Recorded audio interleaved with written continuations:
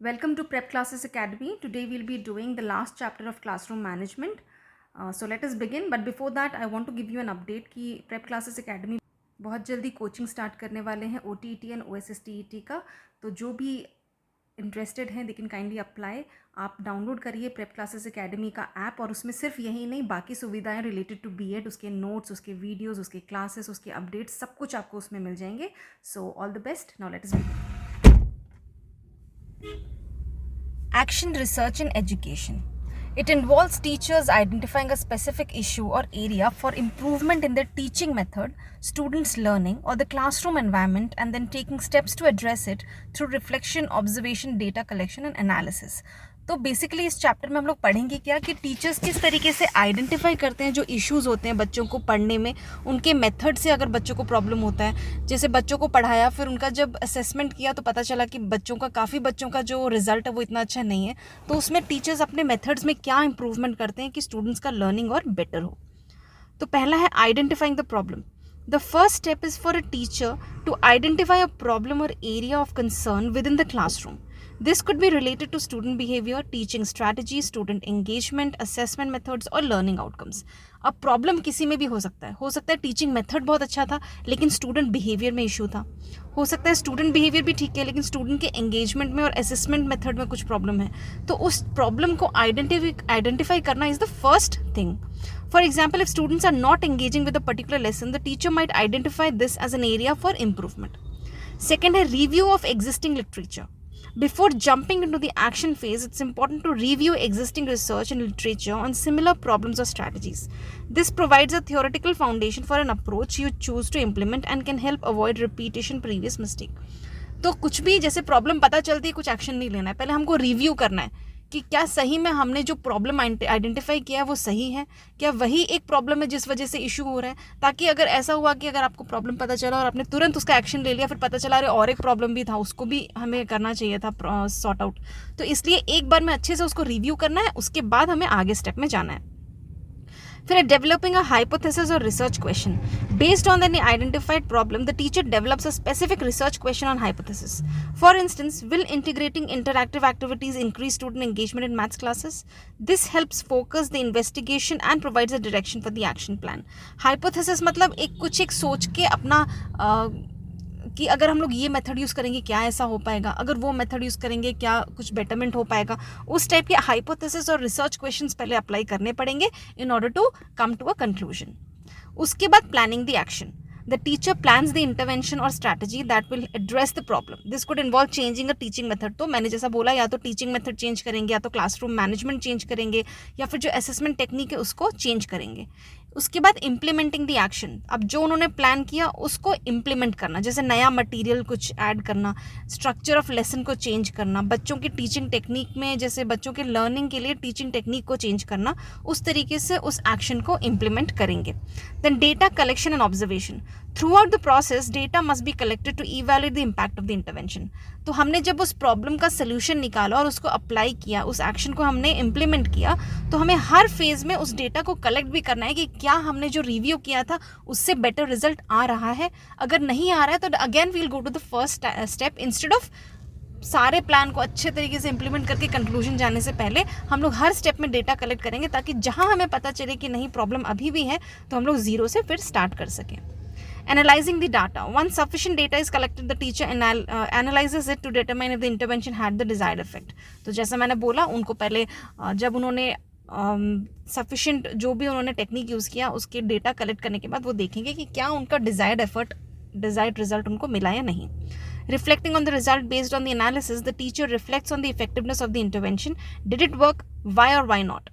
तो अगर उसने काम किया वेल एंड गुड, अगर नहीं किया क्यों नहीं किया और क्या चेंजेस उन्हें करने हैं, उस चीज़ पे वो रिफ्लेक्ट करने की कोशिश करते हैं. मेकिंग एडजस्टमेंट्स और drawing conclusions. Depending on the result teacher फिर देखता है या तो उनका कंक्लूजन हो गया और अगर नहीं हुआ तो क्या एडजस्टमेंट उनको करने हैं. Then sharing results. In many B.Ed programs, students are required to present their finding through a report or presentation. This is a chance to communicate the process and outcome of the research. Now need and purpose of using action research in education. क्यों चाहिए हमें ये purpose, हमारा क्या है action research का. Action research क्यों important है टीचर के लिए. तो जैसा हमने अभी पीछे पढ़ा, सबसे पहला improving teaching practice.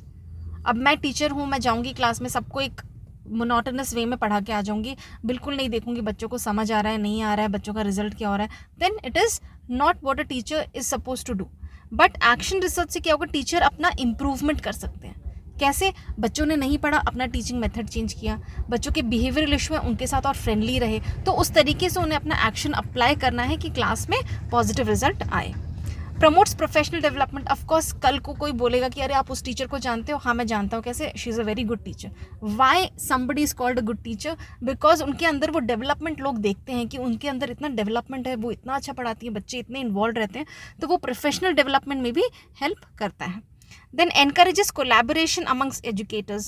Teachers often work in isolation. कितने टीचर्स आइसोलेशन में ही काम करते हैं, स्पेशली लार्ज स्कूल्स में क्या होता है, जो कि बहुत अपॉर्चुनिटीज़ कहीं कहीं बहुत लिमिट में रहते हैं, तो टीचर्स ज़्यादा कोलैबोरेट नहीं कर पाते हैं। लेकिन एक्शन रिसर्च में क्या होता है, teacher can work together on research project. वो रिसर्च प्रोजेक्ट में मिलके काम कर सकते हैं और शेयर कर सकते हैं रिजल्ट, एक दूसरे के साथ डिस्कस कर सकते हैं कि क्या हमें एक्शन, किस टाइप का एक्शन अप्लाई करना चाहिए। जब ब्रेनस्टॉर्मिंग होगा तो ऑफकोर्स एक बेटर रिजल्ट आएगा। Provides practical solution to real classroom problems. अब रियल क्लासरूम प्रॉब्लम्स का उनको सोल्यूशंस मिलने लगता है कि अरे अगर बच्चे इस तरीके से बिहेव करें तो क्लास में कैसे पढ़ाना है, अगर बच्चे एक पर्टिकुलर टॉपिक नहीं समझ पा रहे हैं तो उनको कैसे पढ़ाना है। तो अगर क्लास में मिलके टीचर्स अगर मिलके इस चीज़ को करें तो एक प्रैक्टिकल सोल्यूशन उनको मिल सकता है। Enhances student learning and engagement. Of course ये तो ऑब्वियस सी बात है, अगर टीचर एक्शन रिसर्च करेंगे, मेथड्स चेंज करते रहेंगे, बच्चों के बेटरमेंट के लिए वो कुछ ना कुछ एक्शन रिसर्च करते रहेंगे, तो स्टूडेंट्स का learning and engagement obviously improve होगा।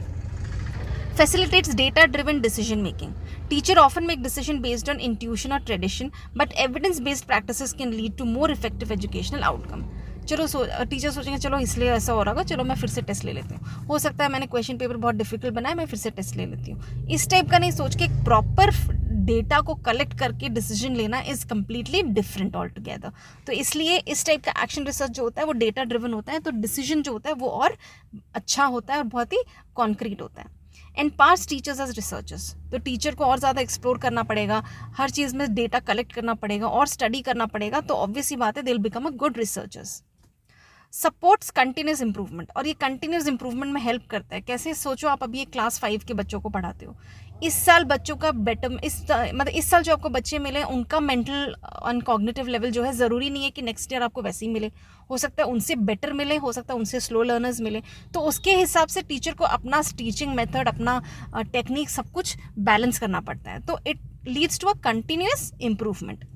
Bridges the gap between theory and practical. There is often a disconnect between educational theories taught in teacher preparation program and the reality of the teaching in a classroom. Even teachers को जब training दिया जाता है, उनको training के time पे क्या होता है कि कुछ इस तरीके से ट्रेनिंग दिया जाता है, लेकिन जब वो क्लास में जाते हैं उनको कुछ और ही मिलता है। तो ये जो गैप है थियोरी और प्रैक्टिकल में, वो होना नहीं चाहिए, इंक्लूडिंग इवन क्लास में भी। ठीक है, क्लास में भी जब टीचर पढ़ाता है, थ्योरी में आप बच्चों को जो पढ़ाते हो, केमिस्ट्री, फिजिक्स, इन सब में जैसे प्रैक्टिकल्स होते हैं, क्यों होते हैं कि बच्चों ने जो पढ़ा है उसको वो प्रैक्टिकली देखें। उसी तरीके से उनको हर सब्जेक्ट में कोशिश करना चाहिए कि बच्चों को प्रैक्टिकल नॉलेज प्रोवाइड करें। नाउ कैरेक्टरिस्टिक्स क्या है इसका? Practical and problem solving oriented होता है। क्यों? क्योंकि हम लोग प्रैक्टिकली डेटा कलेक्ट करते हैं और प्रॉब्लम को सॉल्व करने की कोशिश करते हैं। देन टीचर सेंटर्ड होता है। क्यों? क्योंकि सारा फोकस एंड सारा काम जो है वो टीचर को करना है, उनको एक्शन रिसर्च करना है, उनको डेटा कलेक्ट करना है, उनको जानना है कि क्लास में क्या प्रॉब्लम है। Interactive and cyclical process. Action research follows a cyclical process, plan, act, observe, reflect. अगर किसी एक्शन में इम्प्लीमेंटेशन के टाइम में प्रॉब्लम होता है तो again that cycle continues. Reflective. Reflection is a core characteristics of action research. Teachers regularly reflect on their teaching practice and the impact of the changes they've made, which helps them learn from both success and challenges. Next है data driven है। ये of course जैसे data collect करते हैं, access हमारा कब आएगा बच्चों की तरह, जब हम assess करेंगे, assessment करेंगे, effectiveness होता है उसमें बहुत ज़्यादा, efficient उनको होता है। क्यों? क्योंकि वो लोग qualitative and quantitative दोनों data collect करते हैं। कोलैबोरेटिव, जैसे बताया कि टीचर्स कोलैबोरेशन में काम करते हैं, ब्रेनस्टॉर्मिंग करते हैं और मिलके एक पर्टिकुलर सोल्यूशन निकालते हैं। कंटेक्स्ट स्पेसिफिक, जैसे action research is often specific to a particular classroom, school और community. It takes into account the unique characteristics and needs of students and the teaching environment. Example दिया हुआ है जैसे English as a second language, students में conduct action research on the best method for teaching language skills in a diverse classroom setting. Empowers teacher, action research जो होता है वो teachers को एम्पावर करता है, क्योंकि ओनरशिप उनको मिलता है, क्योंकि उनको लीडर्स बनाया जाता है कि आप ढूंढो सोल्यूशन, आप बच्चों को किस तरीके से इम्प्रूव करोगे वो देखो। तो उनके अंदर एक लीडरशिप क्वालिटी आती है जो उनको एम्पावर करती है। Now components of action research आपको याद कैसे रखना है? 5 C's क्या क्या है? Commitment, collaboration, concern, consideration and change. तो कमिटमेंट क्या है? Commitment refers to the dedication of time, effort and energy to the action research process. कितना ज़्यादा एफर्ट लगा रहे हैं टीचर, कितना एनर्जी उसमें डाल रहे हैं, कितना वो कोशिश कर रहे हैं कि क्लास में इंप्रूवमेंट ऐसा लाएं कि वो लॉन्ग लास्टिंग रहे। That is commitment. जैसे a teacher commits to conducting a year long action research project to improve students writing skills, तो कितना ज़्यादा उनका कमिटमेंट है। फिर collaboration involves working together with teachers, with administration, with students and even with parents and community. तो teacher in a school district work together to implement an action research project on integrating technology in the classroom, sharing their finding and approaches to create a more effective and unified strategy. फिर आता है concern refers to genuine interest. Teacher का कितना genuine interest है, कितना सही में क्या अंदर से वो कंसर्न्ड है कि उनको बच्चों के स्टडीज़ को, बच्चों के क्लासरूम बिहेवियर को इम्प्रूव करना है। एग्जाम्पल है, a teacher might be concerned about a group of students who struggle with math, motivating them to conduct action research और new teaching methods that could help the students succeed. उन्होंने देखा कि एक group of बच्चे हैं जिनको mathematics में बहुत इशू होता है। कुछ टीचर्स सोचेंगे छोड़ो, बाकियों को तो आ गया, उन 5 को नहीं आया तो क्या फ़र्क पड़ता है। But those who are actually concerned, वो बाकियों को छोड़ के पहले उन 5 की हेल्प करने की कोशिश करेंगे। वो ये सोचेंगे कि मैं अपने एक्शन रिसर्च में, अपने टीचिंग मेथड में क्या चेंज करूँ या क्या एक्स्ट्रा यूज़ करूँ कि इन 5 बच्चों को भी मैथमेटिक्स समझ आए। That is genuine concern. Then consideration refers to thoughtful, careful attention given to all the factors involved in the action research process. This includes considering the needs of the students. बच्चों का needs क्या है? अगर हम एक particular teaching method use करेंगे, उसका impact क्या होगा? Ethical implication क्या है? जैसे example दिया हुआ है, a teacher conducting action research on using a new digital tool might carefully consider how it affects students' learning experience, ensuring that it aligns the curriculum and is accessible to all the students. अगर वो एक नया tool use कर रही हैं, कुछ भी digital tool हो या कुछ भी हो, तो उनको ये देखना है कि क्या मैं ये टूल यूज़ कर रही हूँ तो बच्चों का उसमें कुछ पॉजिटिव हेल्प हो रहा है, और क्या बच्चे एक्सेस कर सकते हैं इसको ईजिली। ऐसा ना हो कि मैंने यूज़ किया और बच्चों को उसके बारे में पता नहीं या फिर वो एक्सेस नहीं कर पा रहे हैं। तो that will be only for 1 class when the teacher is teaching, and after that they'll be completely oblivion of what they were getting from the teacher. Then change refers to the goal of the action research process, implementing improvement based on the data collected. किस तरीके से उस change को लाना, किस तरीके से conduct करना रिसर्च और फिर एक नया टेक्निक यूज करना क्लास में, दैट इज चेंज. तो these are the 5 C's, the components. Now benefit क्या है इसका?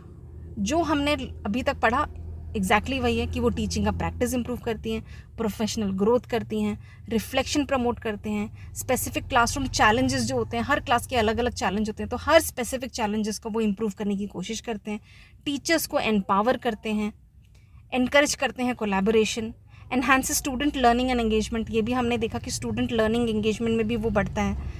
फाइनली कंटिन्यूस इंप्रूवमेंट होता है, क्योंकि वो कंटिन्यूसली उस प्लानिंग को और ये पूरे साइकिल को वो चलाते रहते हैं कि किस तरीके से बच्चों का लर्निंग जो है वो इम्प्रूव होता रहे.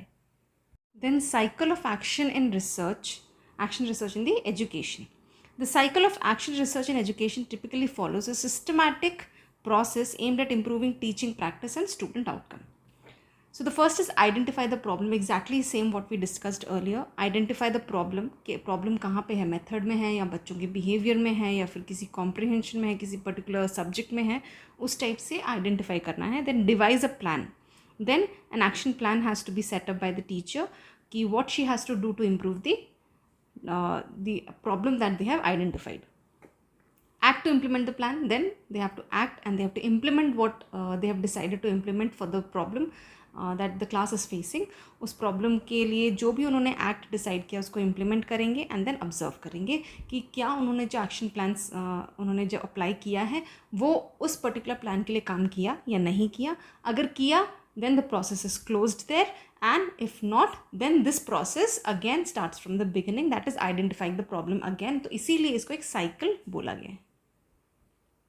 Then finally reflect. Reflection allows educator to analyze the effectiveness. उसका effectiveness जानने के लिए कि whether जो उन्होंने प्लान डाला था वो इतना इफेक्टिव है कि हम आगे मूव ऑन कर सकते हैं या फिर हमें फिर से ज़ीरो से स्टार्ट करना है. Thank you for watching. We'll be back with more videos very soon.